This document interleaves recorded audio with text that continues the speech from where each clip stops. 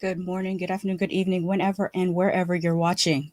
Let's get into 90 Day Fiance Love in Paradise Season 2, Episode 5. But first, let's say hello to the chat.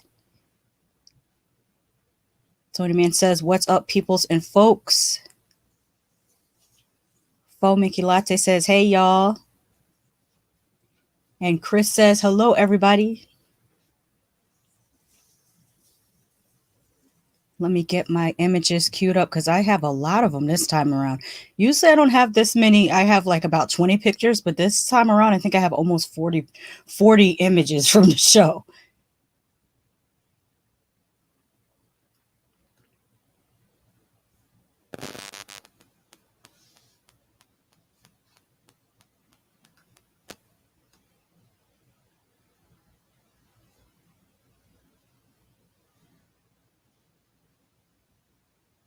There we go. And let's share.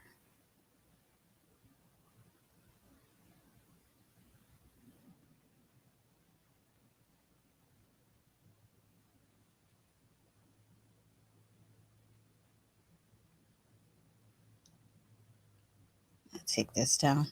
Yeah, I as you can see, I threw this thumbnail together at the very, very last minute. Like literally, I was making this thumbnail at like 2:45. But let's start out with Aryanna and Sherlon.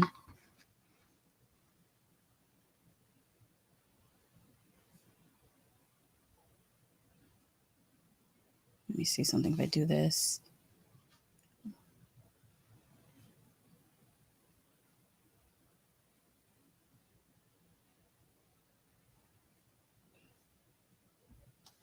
Go. Actually, I'm going to go like this and then like this, and it'll be easy for me to toggle back and forth. There we go. Okay. The episode is called Translating the Truth. And we started with Aryanna and Sherlon is, having Aryanna and baby Odin over at his place. You can see by this picture that they have here that they are not too happy with each other. And there she is with the baby she said he was 10 months old, but he seems like a much younger baby. He's not crawling or anything. Like usually by 10 months old, they're crawling. They're starting to stand up a little bit, but baby Sherlon doesn't seem to do that. I wonder if it's a case of lap baby, when people, I know this might sound strange to say that some people hold their babies too much, but some people do hold their babies too much to the point where they don't start moving around on their own. And again, she's another case of the baby sleeping in the bed with her. Because she said her and Sherlon only got some cuddles because Odin ended up in the bed with them. You're another one that this. I mean, here's the thing. You guys think this is cute, but then as someone who used to work in schools, it's not cute when you start to send them to school and they have difficulty adjusting to the same level that other children are at when they get to school. So you kind of gotta, you gotta, I don't know, measure that out a little bit. Like, there's nothing wrong with being affectionate with your child, but to the point where the baby's not even learning how to crawl yet because you don't put him down and let him crawl. I mean, that's just a thing I happen to notice. But, you know, this is only what they're showing us on TV. So the baby could have been crawling and they just never showed that. So take it with a grain of salt. Tony says Aryanna's whiny voice when she was upset annoyed the hell out of me. I didn't really notice the voice too much, but I have a high voice, so I can't talk about anyone having a high voice. Sherlon finally gives her the paternity papers in order for his name to be added to the birth certificate. And shout out to production for turning all the labels to the opposite side so that they don't have to worry about getting copywritten for any of the products that Sherlon may be using. We could tell this is degree, even if it's turned backwards. We know that's degree antiperspirant. But anyway, so he gives her the papers, and she's kind of like, well, why didn't you do this in a whole year's time? And he said that there's no Federal Express in the area that he lives, which is Orange Bay, Jamaica. And then he says that the closest FedEx to him is in Montego Bay. I wonder how far is that? How far is Orange Bay?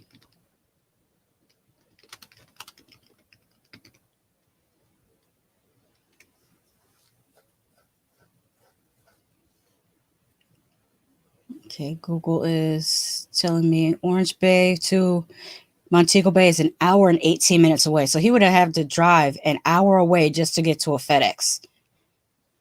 That sounds like a real pain in the ass. So anyways, her eyelashes are still eyelashing. I couldn't help but notice that.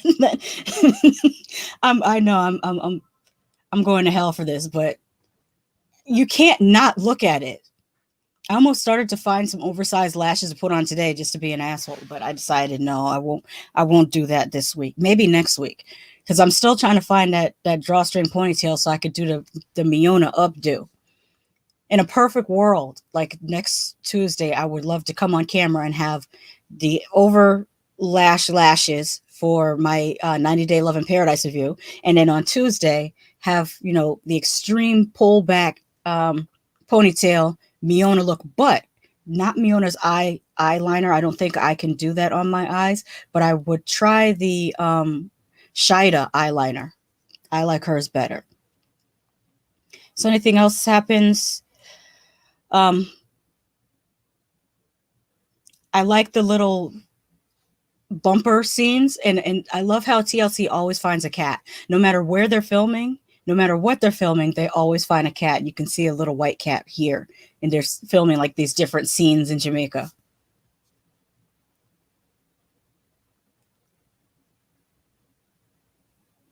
I think I'm skipping a picture here. Where's the picture with the friend? I must have deleted it. There was a scene where Sherlon took what's her face? There it is. I must have skipped past it. There it is. Where Sherlon took Aryanna and Odin to see his friend James. And it was funny how the baby seemed to take to James faster than the baby took to Sherlon. Fomikilite says, my dad didn't learn to walk until he was about 5 years old. It had to do with his mom not wanting him to get dirty. Wow. So I was on the right path when I was talking about the old. See, I had an inkling when I said overheld baby, but it was just a gut feeling. So that does happen. Very, very interesting. But I can't fault the time period. Depending on how old your father is, it might have been more difficult to clean things. Like, not everybody had washers and dryers and everything back in the day. So So they meet. Well, initially, Sherlon wanted. I think he just wanted to show his baby off to his friend. So he was basically showing his baby off to his friend. But unfortunately, his friend ended up in an uncomfortable situation because he had to sit there and watch Aryanna argue with Sherlon. And I hate that she's dressed like this. I hate that you're on vacation and this is your vacation look. You don't have a sundress. You don't have like a little two-piece that you could put together as a top and a bottom, maybe a short set. And then there's ways of putting your hair up that look a little better than just this messy bun all the time. It just looks so she's just one of those people that seem like I had a baby and now I just gave up on life. And no, don't be like that. Especially when you're trying to get this guy who clearly has a wandering eye attention. I mean, it's not going to work no matter how foxy you show up. It's not going to work because he's community peen. But anyways, they have that little argument in front of old dude, and he's just like telling Sherlon, well, just make sure you take care of your kid, which is the correct thing to say. Later on, Aryanna says that they checked into a hotel because Odin couldn't sleep. No, you couldn't sleep, Aryanna. Babies can sleep in the most whenever a baby is tired, they're gonna go to sleep. I've seen babies fall asleep in high chairs. I've seen babies fall. We've had this. I feel like deja vu, but I don't think I was talking about Aryanna last time I said this. I think I was talking about Emily. But babies, when they're tired, will fall asleep almost in any freaking condition, anywhere. When you don't want them to fall asleep, they fall asleep. So I don't think it was Odin that couldn't fall asleep. I think it was her that couldn't fall asleep. In the place that it probably wasn't, his AC probably wasn't cold enough for her, especially her coming from Illinois. She probably can't really handle the heat like that. I see that a lot where I live here in Orlando. You can always tell the tourists because they are really like, it's really difficult for them to handle the heat, especially if they come here in the summertime. They can't handle this Florida heat in the summertime. It's something else. You got to be ready for it. Tony Man says, I asked how your weekend was because you always ask us. Oh, I thought you were asking the chat. That's why I didn't respond. I thought that was your way of saying hello to the chat. My weekend was okay. I went swimming. Well, not really swimming. I went floating in the pool. I'm too lazy to go swimming. I know how to swim. If anybody's wondering, I know how to swim. I'm a very good swimmer, but I just floated around the pool with a land shark beer listening to Spotify. That was my weekend. But thank you for asking. Chris says he will definitely use her appearance as an excuse to step out. He'll use any excuse to step out. He was saying, well, I'm just about to get to the part where he's telling her that he has no intentions of settling down. Fomiki Latte says it looks like Sherlon was having a nightmare as he's seeing his life flash before his eyes when she threatened to be part of his life forever. Yes. That was just what I was getting to. This is his face telling her that, as in his words, as a heterosexual man, if any woman approaches him, he can't say no. That's what he told her. Any woman that talks to him, he just can't say no. It's beyond him. He just can't help himself. He's just community peen. It's what it is. And that's what prompts her to say, I'm tied to you for life. And I know he looked at that face and was like, for life? I don't mean face as in, whether she's pretty or ugly. I'm face as in how she looks in her eyes. About her eyes look like I'm going to do everything in my power to ruin your life. The bitter baby mama type of stuff. That's what she's giving in those eyes.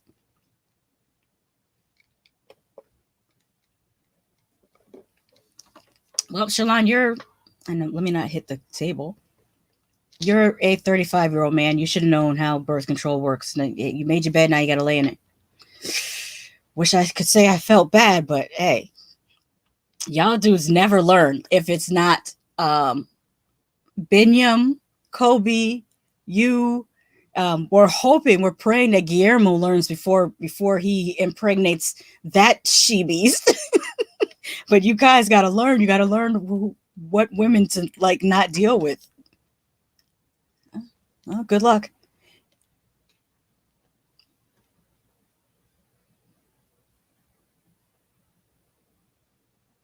Tobin says, so you're telling me that she had to keep a dude baby trying to tame his wandering eye? No, she had a vacation baby. She didn't even know him like that. She was on vacation, and typically vacations go for anywhere from 4 days to 2 weeks. It's your typical vacation time. Most average vacation time would be about 1 week. So that's about how long she knew him before she was impregnated by him, according to the show. It's a vacation baby that she thought that she was going to be able to turn into a relationship. And it's like, it's not going to happen because he wasn't in a relationship with you to begin with.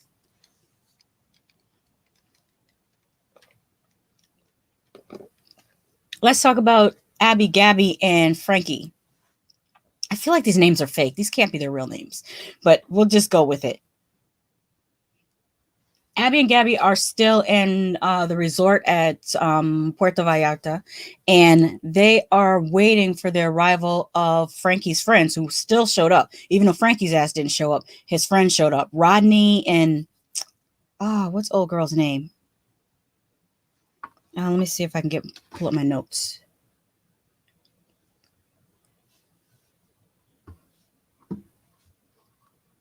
Selina. That's his friend's name. It's Rodney and Selina.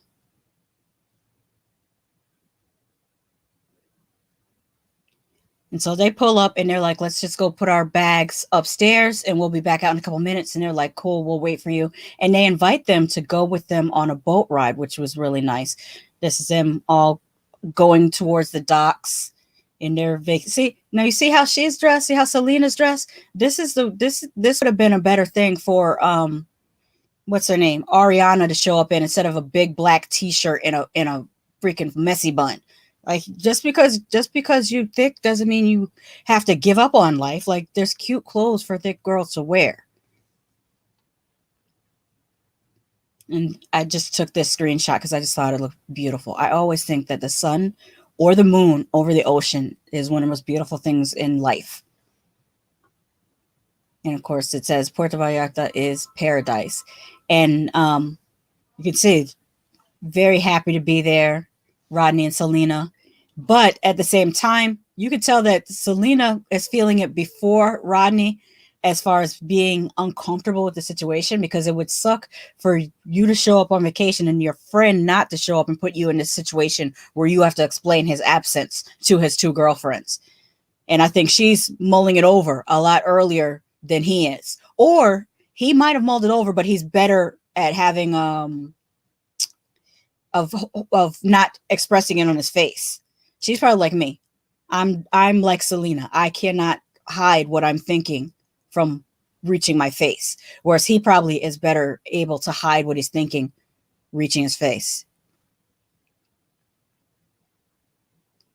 Tommy says, I would have been Frankie's former friend, putting that man in such an awkward position.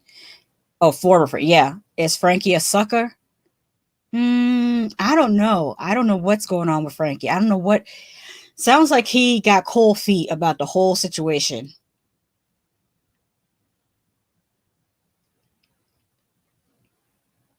And again, lashes. I had to take a screenshot because today's theme is lashes, although I like Selina's lashes much better than what. See, if you look from a distance, they look dramatic, but I think they work on her, especially on vacation. You want to do some things like that. I like her lashes much better than the lashes that I always forget her name, Aryanna has.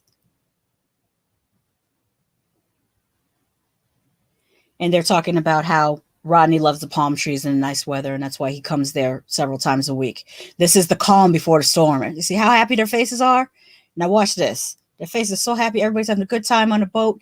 And then a question is asked, why is Frankie not here? And of course, this is this is her face when she finds out that Frankie did not come because he was more in love with Abby than Gaby, and that he wanted to marry Abby. Now, if you notice, Abby talked about marrying Frankie and bringing Gaby over later, but Frankie never talked about marrying Abby and bringing Gaby over later. So I don't know whether Abby ever told her plan to Frankie. So there's a little discrepancy there. But I feel bad for Gaby in this situation, if this is even real, because it's a lot of it feels like this is a made-up situation, but I'm going to talk about it as if it's not a made-up situation. So continuing on as if this is a real thing that's really happening. Gaby seems quite distressed at the fact that these secrets were held from her, and she is doubly mad because two different people held this from her, both Frankie and Abby. So first she says, she's confused.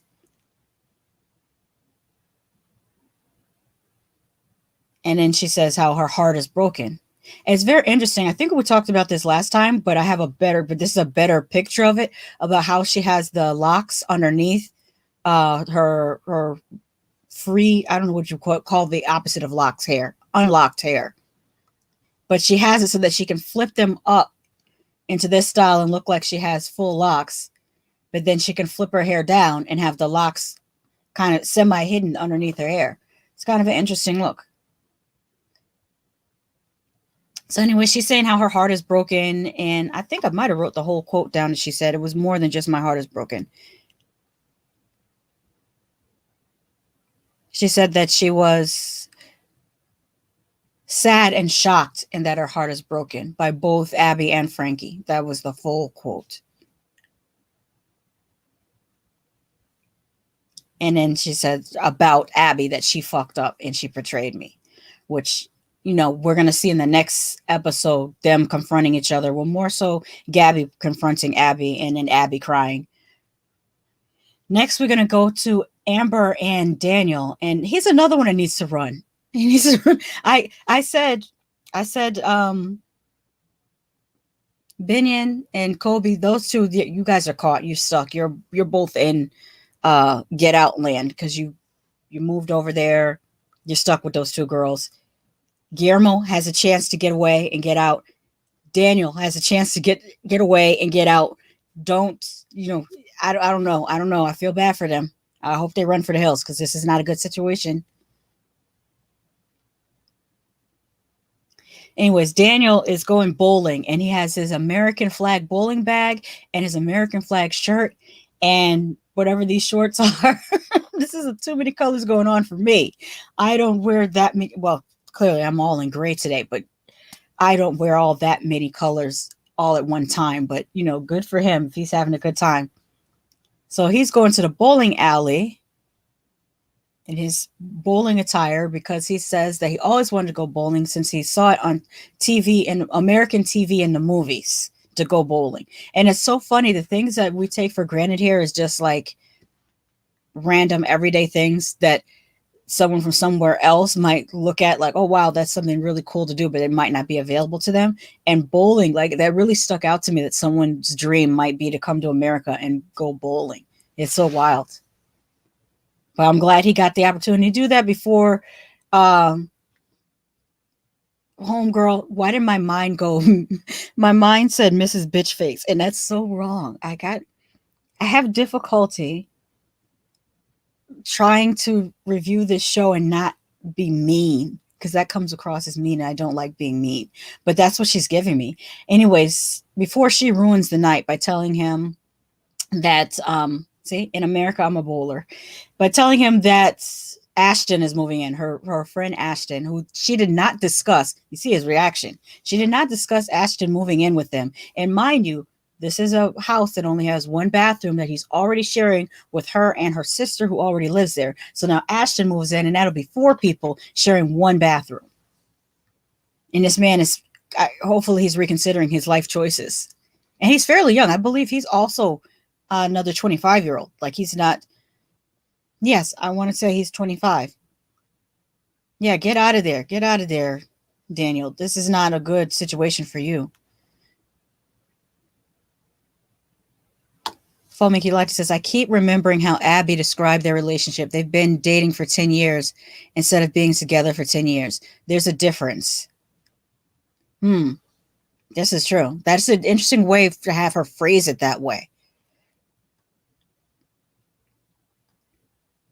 Tommy says, I love how she took him bowling but cried poor mouth. Bowling is crazy expensive after a while unless they didn't rent shoes and went in the morning when it's cheapest. It looks like they went earlier in the day because there's like nobody there.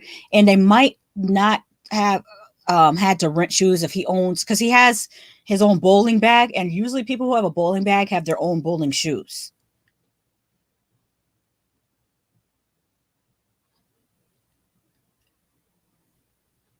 So later, back at the house, Ashton shows up and she's super happy that her bestie is there to move in. And she cracks out the bubbly because she's also one of the things that they have in common. I keep comparing Amber to Kara. They're the same person. The only difference is 2 years. I think Kara's 29, Amber's 31, but they both like to get white girl wasted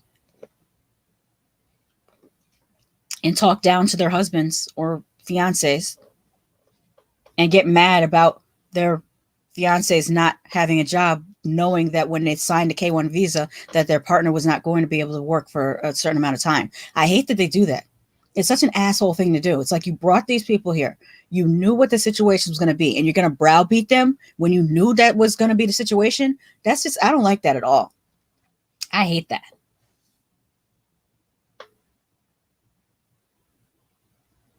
And so they're talking about how, well, Daniel tries to establish some ground rules, and Amber says something to the effect of, well, he thinks that he's the man of the house. And of course, Daniel's like, what? Yeah, I think he literally said, what the fuck? I am the man of the house. And that's them arguing about the ground rules and about how if Ashton wants to bring people back, he can bring people back. But all Daniel said was that he didn't want a whole bunch of strange people in the house, which anybody who has a home would say. I don't want any strange people in my house. That's just normal. But, instead of saying, I don't hang out with strange people, or if I bring somebody back, it's probably going to be somebody I know. No, they're just like, oh, well, he can do what he wants because you're not really, she's basically saying, I paid a bill, so you don't even get a say, which is, if you reverse the sexes and it was a man who said to his wife, I pay the bill, so you don't get a say, we would all see the error in that. We just still see the error in this. Chris says she was more excited about her friend moving in than we've seen her be about her whole man. Yes, very much so. I think if Ashton was straight, she probably would have tried to marry him. But Ashton is not straight, so she can't marry him. And of course, this is Daniel's face after that man at the house comment, that he thinks he's the man at the house comment. Look at his face. This man he's pissed. Why you treat that man like that? Also, in the background, did y'all notice that looked like muscle milk or something over here? What is that? This big jar over here. I wonder if that's what he's working on his muscles like that. I just happen to notice that. That's just an offhand, like, doesn't mean anything about anything. I just happen to notice it. Now, the next people we're talking about is VaLentine and Carlos. Now, they had a nice little conversation in the car. Tony says, you answered my question about Ashton. Yeah. She refers to him as her gay bestie, which I feel is a little... It's like saying my black friend, my gay bestie. It just feels... Just say my friend. Like, it just feels weird. So when they were in a car, I liked how they talked with each other, how they expressed themselves. Let me refer to my notes because I don't want to misspeak. VaLentine explains to Carlos about how queer people have fought for their rights in the U.S. And he says that he basically impresses upon him that if you want to have more freedom, then all of you will have to fight for your freedom. And of course, Carlos understands this. And he says that he didn't want VaLentine to think that his actions were meant to mute VaLentine's personality, which was VaLentine's fear, that he didn't want anyone to mute his personality. I do like how they clearly expressed what they were thinking and feeling to each other in a manner that was respectful. I really like that. That's called good communication. That's rare on this show. It really is. But I like that. And again, I also like when VaLentine was telling Carlos about queer people fighting for their rights in the U.S. Even though he's an older person, he didn't talk down to Carlos as if, he didn't sun him. He just kind of gave him some information from his perspective as an older queer person. And I like that too, because sometimes people don't take information And I'm especially from Gen X. I see this a lot with my generation, and I don't like it. A lot of times Gen X are too quick to want to sun somebody and not talk to them in a respectful manner. Just because someone's younger than you doesn't mean that you talk down to them. You can tell them about your experiences as an older individual without talking down to them. And I like that VaLentine did that in the way that he did it. And one other thing about Gen X, we should know better than to do that because it was done to us. Like y'all know how we were treated, especially in the 90s. So why would you turn around and repeat that? You gotta stop that. Break that cycle. There's ways of interacting with people who are both older than you and younger than you in a respectful manner. That's all I'm saying. They go out to lunch and they were going to meet Carlos's friends. I like this how they greet each other. That's why I took that screenshot of them hugging because that's really, really warm and friendly way to greet people. The friends there are Yusnedi, I think that's how you pronounce her name, Yusnedi, and Victor.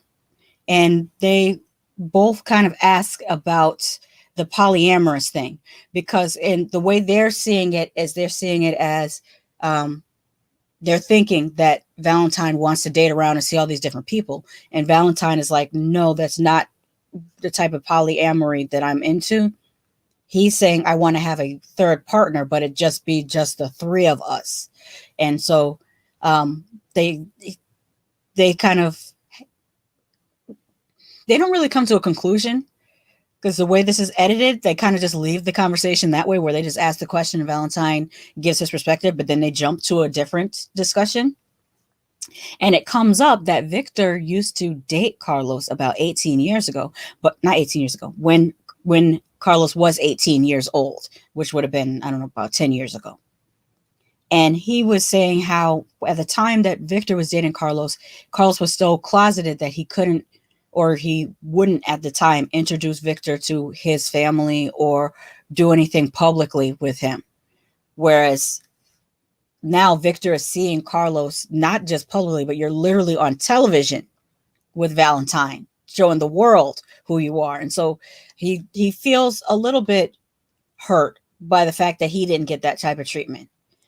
And Carlos explains that it was because he was much younger, much more insecure, not comfortable with who he was. And so, as you see on the screenshot, Victor says to VaLentine, you're getting a privilege which I didn't have. Because he wished, like I said, that he had been introduced to the family and he had been publicly claimed, basically. And again, he says, I'd have liked to be in VaLentine's shoes. And what's funny is how this scene ends is VaLentine joking about whether Victor could be their third person in their relationship. and even though it was a joke, I'm for it. I think well, we don't know why the reason or what the reason is that Carlos and Victor broke up, but if it was only because of that situation with Victor being out of the closet and Carlos not being out of the closet yet, that is a possibility, especially if he happens to be a bottom, which is who they need the third person in their relationship to be. So I don't think that's a bad suggestion. That's if all three people agree on that and they're cool with it. I like that ending. I think it's at the end of, that's all I had for this episode. This episode, it's not a shorter episode, but less things happened. What do y'all think about this episode? I feel like this season has been a little, like it started off strong, but now it's getting a little bit, it's not, I can't describe it as boring because it still holds my attention.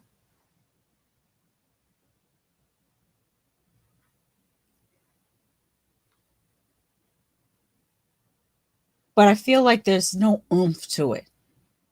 There's got to be a little bit more oomph to it. And I don't want to come back next week or actually later this week because the show actually comes out on Fridays. But I don't want to come back and hear another episode of Aryanna whining about Sherlon not coming to US I don't want it's just I don't want to hear more about the roommate situation with Daniel and Amber. Like I really thought the Abby, Gaby, and Frankie thing was going to be the thing that really set off this show, and then also Carlos and VaLentine. I thought they was going to. Well, I'm not. That's not to say I'm disappointed with the storyline. I just feel like it's lacking the spice, but it remains to be seen what's going to happen. Ashley Jr. annoys the heck out of me. Who is Ashley Jr.? Do you mean Amber?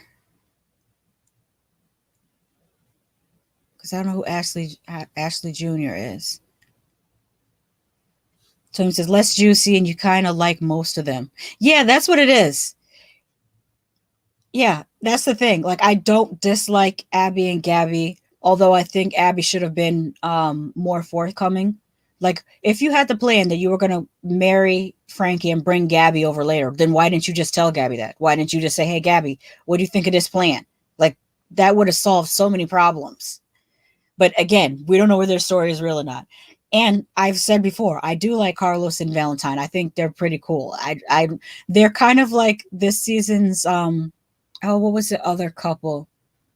I can't remember the names, but it's rare that you have a likable couple on 90 Day. Most of the time, like Tony Man said, there's no. I think he means to say Jibri. There's no Jibri and Bilal on this one, but we do have an Amber, and Amber is very hateable. But I just feel bad for that Daniel dude. I really feel bad.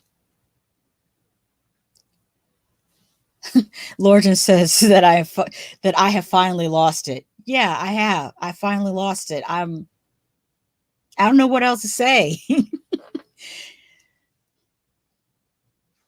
Oh, you know who was missing this episode? Homegirl with the Orishas and the guy with the forearm penis. Like the fact that I can't remember their names, like that's bad too.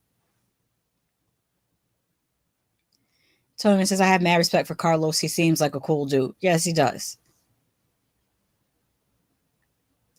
I hope that they have a tell-all. I don't remember if season one had a tell-all because I didn't. I'll be completely honest with you. I did not finish watching season one because every time I turned it on, it was more of Aryanna whining about whether Sherlon would come to the U.S. And I was like, I don't think I'm going to continue watching this show. I can't even remember who else was on season. Well, Amber was on season one, but her whole thing was that she was jealous that Daniel talked to other women. Like when I mean talk, I mean if a woman walked by him and said hello and he said hello back, that's talking to other women in Amber's world. So I mean, she's always going to be insecure because he's a decent looking guy and he's only 25 and you're 31, but you look like you're 51. Yeah, that's going to always make you feel some type of way. How could she be 31? Like is she a chain smoker? Because that is not. Because if you put Amber next to Eve from regular 90 Day, and Eve is 48, Eve looks younger than Amber. I don't know what the heck is going on, but she needs to get she needs to moisturize, use sunblock, and know what it is? It's the drinking. But Eve drinks a lot too. Maybe she didn't stop drinking a lot until she was in her 30s. And what's her name? Better watch out for that too, Kara. All that drinking dries you out, and it ages you, it prematurely ages you. But that's all I have about this season. I'm not season, this episode. Today was a little bit of a lackluster review for a lackluster episode. I feel bad about that. I feel like I should have tried to make up for the entertainment factor, but I couldn't.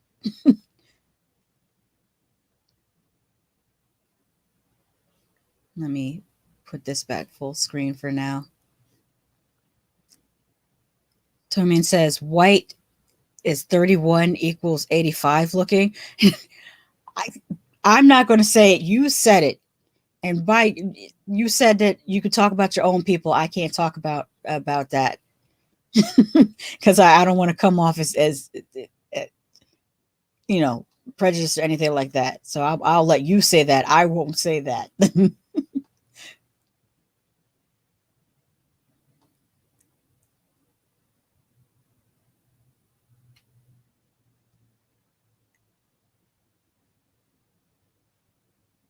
All right. It's just after 5 o'clock.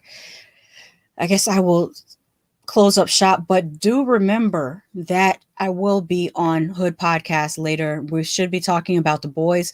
Maybe we'll be talking about Stranger Things. I'm not 100% sure, but we're definitely talking about the season finale of The Boys.